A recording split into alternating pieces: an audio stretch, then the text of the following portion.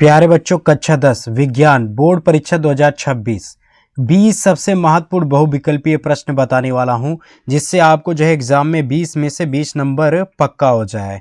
तो बिल्कुल भी जो है अभी तक बिल्कुल नहीं पढ़े हैं तो फिर भी आप जो है एग्जाम में पास हो जाएंगे। तो आइए पहला प्रश्न देखते हैं। प्रश्न नंबर 1। प्रश्न नंबर 1 है, दर्पण की फोकस दूरी एफ तथा वक्रता त्रिज्या आर के बीच संबंध। जब भी संबंध पूछ ले तो आर बराबर हम लोगों ने पढ़ा है, आर बराबर होता है 2f होता है। एफ क्या है? फोकस दूरी है, और आर यहाँ क्या है? वक्रता त्रिज्या। यानी वक्रता त्रिज्या फोकस दूरी क्या होती है? दुगनी होती है, दुगनी है। तो कौन सा ऑप्शन है? ऑप्शन सी हो जाएगा राइट। ऑप्शन सी हो जाएगा, आर बराबर 2f हो जाएगा। आइए प्रश्न नंबर 2 देखेंगे। प्रश्न नंबर 2। प्रश्न नंबर 2 क्या कह रहा है? समतल दर्पण की फोकस दूरी है। तो समतल दर्पण की फोकस दूरी, तो समतल दर्पण की फोकस दूरी की बात करें तो ऑप्शन ए है 0, ऑप्शन बी है अनंत, ऑप्शन सी है 25 सेमी, ऑप्शन डी है -25 सेमी। तो इसका राइट ऑप्शन बी हो जाएगा। समतल दर्पण की फोकस दूरी होती है अनंत। तो ऑप्शन बी क्या हो जाएगा? अनंत। आइए प्रश्न नंबर देखते हैं 3। प्रश्न नंबर 3 है, दंत विशेषज्ञ मरीजों के दांतों का बड़ा प्रतिबिंब देखने के लिए किस दर्पण का उपयोग करते हैं? तो दंत विशेषज्ञ मरीजों के दांतों का बड़ा प्रतिबिंब देखने के लिए किस दर्पण का उपयोग करते हैं? ऑप्शन ए है अवतल दर्पण, ऑप्शन बी है समतल दर्पण, ऑप्शन सी है उत्तल दर्पण, ऑप्शन डी है ये सभी। तो बहुत बच्चे क्या करेंगे कि ऑप्शन डी मार देंगे कि ये सभी। तो ये सभी बिल्कुल नहीं होगा। तो ऑप्शन ए हो जाएगा अवतल दर्पण। तो जो डॉक्टर होता है मरीज को जो है नाक, कान, गला, दांत आदि जांच करने के लिए अवतल दर्पण का प्रयोग करता है। तो इसका ऑप्शन ए हो जाएगा राइट। आइए प्रश्न नंबर देखते हैं 4। प्रश्न नंबर 4 है, प्रश्न नंबर 4। प्रश्न नंबर 4, एक अवतल लेंस की फोकस दूरी 5 मीटर है तो इसकी क्षमता होगी। तो फोकस दूरी, तो अगर हम बात करेंगे एफ बराबर लेंस की क्षमता बराबर होता है और 1/f होता है, 1/f। तो f क्या है? यहाँ फोकस दूरी है। तो 1 क्या हो जाएगा? फोकस दूरी। फोकस दूरी कितना दे रखा है? तो यहाँ 5 मीटर है, तो 5 यहाँ रख देंगे। 5 से 1 में भाग देंगे तो क्या आएगा? तो यहाँ 1 में हम 5 से भाग देंगे तो नहीं जा रहा है, यहाँ 0 बढ़ाइए और यहाँ दशमलव लगा दीजिए। तो 5 दूनी 10, तो 0 दशमलव कितना आ जाएगा? p बराबर आ जाएगा 0.2 डायोप्टर, 0.2 डायोप्टर। तो ये कौन सा लेंस है? अवतल लेंस। अवतल लेंस में हमेशा क्या होता है? फोकस दूरी क्या होती है? माइनस में होती है। तो इसका ऑप्शन क्या हो जाएगा? बी उत्तर हो जाएगा। माइनस का 0.2 डायोप्टर, क्योंकि अवतल लेंस क्या होता है? अवतल लेंस में जो है फोकस दूरी, वस्तु की दूरी और प्रतिबिंब तीनों माइनस में होता है। तीनों क्या होता है? ऋणात्मक होता है। अगर उत्तल लेंस की बात करें तो उत्तल लेंस में क्या होता है? फोकस दूरी और प्रतिबिंब की दूरी ये दोनों क्या होते हैं? प्लस में होते हैं, जबकि क्या होता है? वस्तु की दूरी माइनस में होता है। ये याद रखेंगे। प्रश्न नंबर 5 देखेंगे। प्रश्न नंबर 5 है, बहुत इंपॉर्टेंट है, निम्न में से दिए गए माध्यमों में, निम्न में दिए गए माध्यमों में प्रकाश की चाल अधिकतम होती है। तो ऑप्शन ए है केरोसिन, ऑप्शन बी है जल, ऑप्शन सी है कांच, ऑप्शन डी है निर्वात। तो इसका राइट ऑप्शन कौन सा हो जाएगा? ऑप्शन डी हो जाएगा निर्वात। निर्वात में क्या होता है? प्रकाश की चाल अधिकतम होती है। तो ऑप्शन डी राइट हो जाएगा। अगर हम बात करें प्रकाश की चाल क्या होता है? प्रकाश की चाल होता है 3 × 10⁸ मीटर प्रति सेकंड। ये भी याद रखेंगे, एग्जाम में पूछ ले प्रकाश की चाल कितनी होती है? तो 3 × 10⁸ मीटर प्रति सेकंड होता है। तो ठोस में क्या होता है? ठोस में प्रकाश की चाल अधिकतम होती है, ठोस में याद रखेंगे। अगर हम बात करें प्रकाश तो ये सीधी रेखा में चलती है, सीधी रेखा में चलती है, सरल रेखा कहें या सीधी रेखा में ये चलती है प्रकाश, ये भी याद रखेंगे। आइए प्रश्न नंबर 6 देखते हैं। प्रश्न नंबर 6 है, स्वास्थ्य नेत्र के लिए दूर बिंदु स्थित होता है। तो स्वास्थ्य नेत्र के लिए दूर बिंदु स्थित होता है? तो ऑप्शन ए है 25 सेमी पर, ऑप्शन बी है 50 सेमी पर जो है, ऑप्शन सी है 100 सेमी पर, ऑप्शन डी है अनंत पर। तो इसका राइट ऑप्शन कौन सा हो जाएगा? ऑप्शन डी हो जाएगा, अनंत पर। बहुत बच्चे क्या करेंगे, यहाँ 25 सेमी मार देंगे। तो यहाँ आपको इस शब्द को पकड़ना है। दूर की जगह क्या दिया रहेगा? निकट है। क्या दिया रहेगा? निकटतम बोलेगा। स्वास्थ्य नेत्र के लिए न्यूनतम या बोले या निकटतम बिंदु पर स्थित हो तो वो 25 सेंटीमीटर होता है। अगर दूर बोला जाए तो अनंत पर होता है। तो ऑप्शन क्या हो जाएगा? डी हो जाएगा। अगर न्यूनतम दूरी के लिए पूछा जाएगा 25 सेमी, और दूर बिंदु स्थित के लिए पूछा जाएगा, दूर बिंदु के लिए, तो अनंत पर। प्रश्न नंबर देखेंगे 7। प्रश्न नंबर 7 है, सूर्योदय एवं सूर्यास्त के समय क्षैतिज पर आसमान दिखता है। तो आसमान कैसा दिखता है? तो ऑप्शन ए है श्वेतभ, ऑप्शन बी है रक्तभ्य, ऑप्शन सी है नीलभ्य, ऑप्शन डी है कृष्णभ्य। तो आप जब देखते हैं सूर्योदय या सूर्यास्त के समय देखते हैं तो सूरज कैसा दिखाई देता है? लाल दिखाई देता है। तो रक्त कैसा होता है? लाल होता है। तो ऑप्शन बी इसका राइट हो जाएगा, रक्तभ्य। क्या हो जाएगा? रक्तभ्य, लाल होता है। तो याद रखेंगे। आइए अगला प्रश्न देखते हैं। प्रश्न नंबर 8। प्रश्न नंबर 8 है, प्रश्न नंबर 8, चंद्रमा से देखने पर आकाश कैसा दिखाई देता है? तो ऑप्शन ए है बैगनी, ऑप्शन बी है नीला, ऑप्शन सी है काला, ऑप्शन डी है सफ़ेद। तो चंद्रमा से देखने पर आकाश कैसा दिखाई देता है? तो काला दिखाई देता है। तो ऑप्शन सी हो जाएगा, काला। तो ध्यान दीजिएगा, चंद्रमा से देखने पर आसमान कैसा दिखाई देता है? काला दिखाई देता है। ये भी पूछता है तो एग्जाम में, तो बिल्कुल याद रखेंगे, काला। तो अगर हम बात करें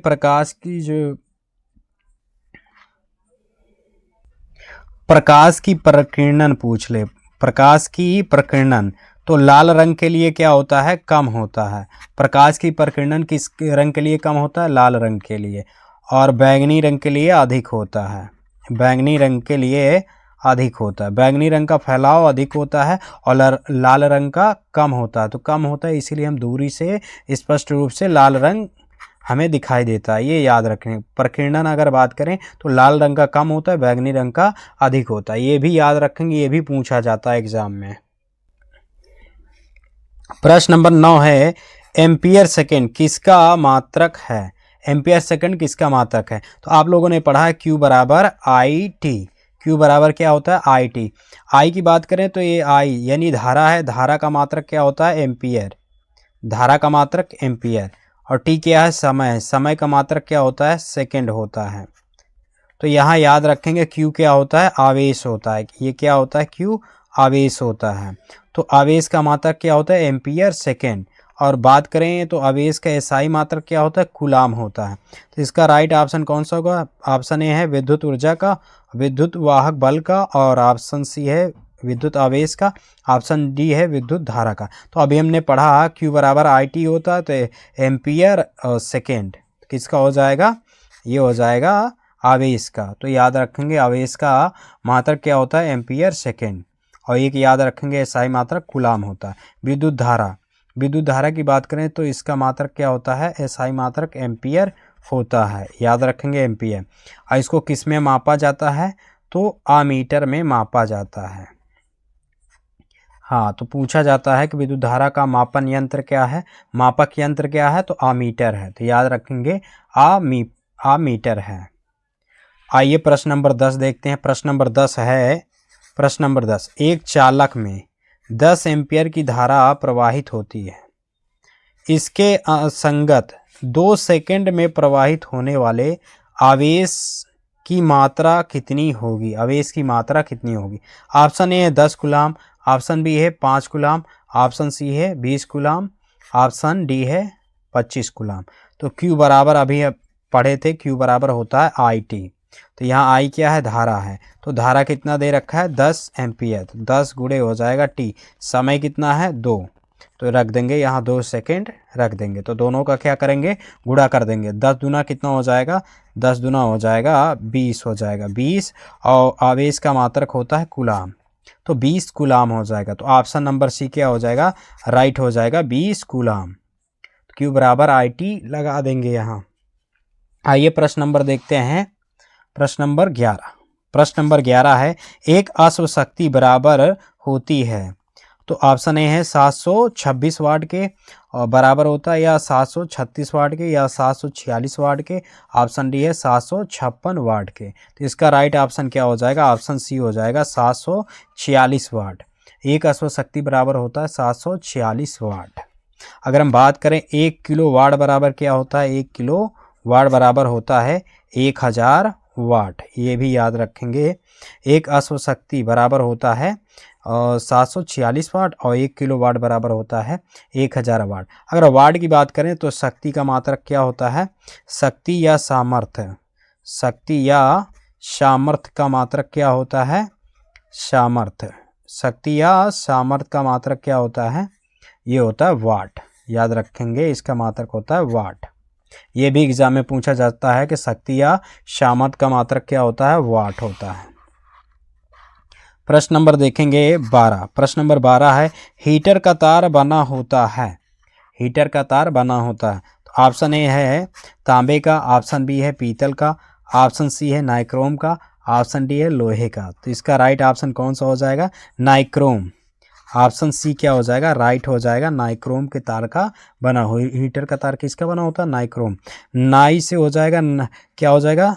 निकिल। एन ना से हो जाएगा निकिल और क्रोम से हो जाएगा क्रोमियम। ये दो धातुओं से मिलकर बना है, निकिल और क्रोमियम धातु से मिलकर बना होता है जो हीटर का तार बना होता है। ये भी याद रखेंगे। अब है प्रश्न नंबर 13। प्रश्न नंबर 13 है, 110 वाट का विद्युत बल्ब 220 वोल्ट के विद्युत स्रोत से जोड़े जाने पर धारा प्रवाहित करता है। तो फार्मूला होता है P बराबर क्या पढ़े हैं? P बराबर होता है VI। P बराबर होता है VI। हमें क्या निकालना है? धारा। तो I बराबर क्या हो जाएगा? P बटा हो जाएगा V। P बटा V। P का मान कितना है? 110 बटा हो जाएगा V। V का मान कितना है? 210। 0 से 0 कटा देंगे। यहाँ हो जाएगा I बराबर हो जाएगा 11 बटे कितना हो जाएगा? 22। तो 11 दूनी 22। तो 1 बटा कितना हो जाएगा? 2। इसमें भाग देंगे तो कितना आएगा? 0.5 आएगा एम्पियर। 0.5। तो ऑप्शन नंबर डी क्या हो जाएगा? राइट हो जाएगा 0.5। भाग देकर चेक कर लेंगे, ये 0.5 एम्पियर आ जाएगा। प्रश्न नंबर 14 है, प्रतिरोध का मात्रक होता है। प्रतिरोध का मात्रक होता है। ऑप्शन ए है ओम, ऑप्शन बी है ओम प्रति सेंटीमीटर और ऑप्शन सी है ओम सेमी, ऑप्शन डी है वोल्ट। तो इसका राइट ऑप्शन कौन हो जाएगा? ए हो जाएगा। ऑप्शन ए हो जाएगा ओम। तो ओम प्रतिरोध का मात्रक क्या होता है? एसआई मात्रक होता है, ओम होता है। अगर हम बात करें यहाँ वोल्ट, वोल्ट किसका होता है? ये विभव या विभवांतर का मात्रक होता है। विभव या विभवांतर का मात्रक क्या होता है? वोल्ट होता है। याद रखेंगे। और यहाँ प्रतिरोध किसे कहते हैं? जो धारा की रुकावट करे। प्रतिरोध किसी विद्युत परिपथ में बहने वाली धारा की जो रुकावट करे उसे हम प्रतिरोध कहते हैं। इसका मात्रक ओम होता है, ये याद रखेंगे। और यहाँ आर बराबर होता है V बटे आई, ये फार्मूला होता है। R बराबर V बटे आई, ये भी याद रखेंगे। ओम का सूत्र पूछा जाए तो V बराबर I इंटू आर होता है, I गुणे R होता है। ये ओम का सूत्र होता है।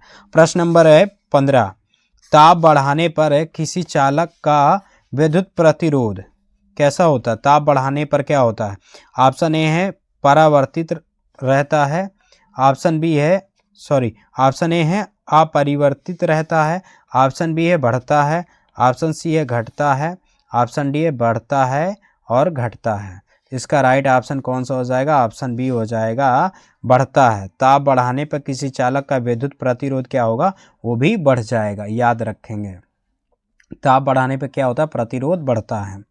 प्रश्न नंबर 16 देखेंगे, जिंक चूड़ पर तनु सल्फ्यूरिक अम्ल की अभिक्रिया कराने से गैस निकलती है। तो कौन सी गैस निकलती है? तो सबसे पहले यहाँ जिंक लिख लेंगे। Zn क्या होता है? जिंक होता है। सल्फ्यूरिक अम्ल का सूत्र क्या होता है? H2SO4 4। जब इसका रिएक्शन करेंगे तो ये क्या बनेगा, जब रिएक्शन करेंगे तो ये इसके साथ आ जाएगा, तो जिंक सल्फेट बन जाएगा और साथ में क्या बचेगा, हाइड्रोजन गैस। तो कौन सी गैस जो है निकलेगी, कौन सी गैस निकलेगी, तो हाइड्रोजन गैस निकलेगी। तो ऑप्शन ए क्या हो जाएगा, राइट हो जाएगा, हाइड्रोजन गैस, याद रखेंगे। आइए प्रश्न नंबर देखते हैं 17। प्रश्न नंबर 17 है रासायनिक अभिक्रिया Fe+CuSO4 कॉपर सल्फेट। तो इसका रिएक्शन करने पर ये फेरिक सल्फेट और प्लस क्या बन रहा है, कॉपर बन रहा है। इसको क्या बोलते हैं, Fe को फेरिक। जब इसका रिएक्शन कॉपर सल्फेट से होता है तो यहाँ क्या बनता है, फेरिक सल्फेट प्लस कॉपर। तो ऐसी अभिक्रिया को हम लोग क्या बोलते हैं, विस्थापन अभिक्रिया बोलते हैं। ऑप्शन ए क्या हो जाएगा, विस्थापन अभिक्रिया। तो याद रखेंगे ऐसी अभिक्रिया जिसमें क्या होता है, एक तत्व और एक यौगिक आपस में मिलकर जो है एक नए यौगिक और एक तत्व का निर्माण करें, उसे हम क्या कहते हैं, विस्थापन अभिक्रिया कहते हैं। ये क्या है, Fe क्या है, तत्व है, लोहा है, और ये क्या है, जब दो तत्व आपस में मिलते हैं तो वो क्या बनता है, यौगिक बनता है। तो यहाँ ये यौगिक हो गया, जब इसका रिएक्शन हुआ तो ये बन गया फिर एक यौगिक और एक क्या बन गया, तत्व बन गया। तो ऐसी अभिक्रिया को हम लोग क्या बोलते हैं, विस्थापन अभिक्रिया, याद रखेंगे।